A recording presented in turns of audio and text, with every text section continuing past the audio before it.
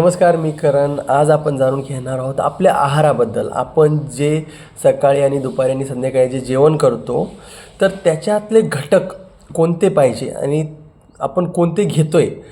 Mostly आपलं जे आहार आहे 3 तत्व मेन त्याच्यात असतात. कार्बोहायड्रेट जे की 40% असायला पाहिजे, 30% प्रोटीन आणि 30% फॅट, गुड फॅट्स.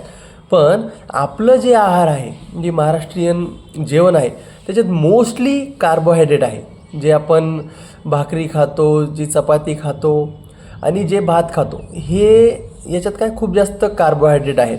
पण आपल्या शरीराला गरज आहे प्रोटीनची 30% आणि फॅट्सची 30%. ती गरज आपली पुरी होत नाही, कारण की आपल्या जेवणात ते घटक नाहीत.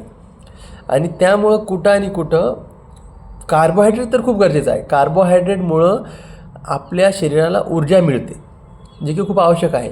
पण 1 ग्राम कार्बोहायड्रेट आपल्याला 4 कॅलरी देतं. प्रोटीन 1 ग्राम 4 कॅलरी आणि फॅट्स 1 ग्राम आपल्याला 9 कॅलरी देतं. तर आपण जर पाहिलं तर आपण रोटी, सब्जी, दाल चावल हे सगळ्या गोष्टी जर खाल्ल्या तर याच्यात मोस्टली कार्बोहायड्रेट भेटतं आणि आपली कॅलरी खूप जास्त इंटेक होतं. जर कॅलरी इंटेक जास्त झालं तर काय होणार, आपल्या शरीरातलं जे काही फॅटचं प्रमाण आहे, जे एक्स्ट्रा चरबी आहे, ती वाढत जाणार. आणि त्या चरबी वाढल्यामुळं काय होणार, आपलं वजन वाढतं. वजन वाढल्यानंतर खूप साऱ्या ज्या काही लाईफस्टाईल डिसीजेस म्हणतो आपण, ते यायला सुरुवात होती. जसे गुडघेदुखी खूप जास्त लोकांना होतं आहे, कारण की वजन वाढतं आहे. हार्ट डिसीज, डायबिटीज होतं आहे, आणखीन खूप सारे थायरॉईडसारखे समस्या, खूप साऱ्या समस्या येत आहे. त्यामुळं आपलं बॅलन्स असणं गरजेचं आहे. त्याच्यामुळं आपल्या जे ताट आहे त्याच्यात प्रोटीन, कार्बोहायड्रेट आणि फॅट्स, गुड फॅट्स हे असणं गरजेचं आहे.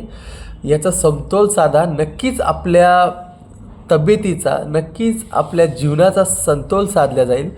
कारण की आपण जर हेल्दी असू तरच आनंदी असू.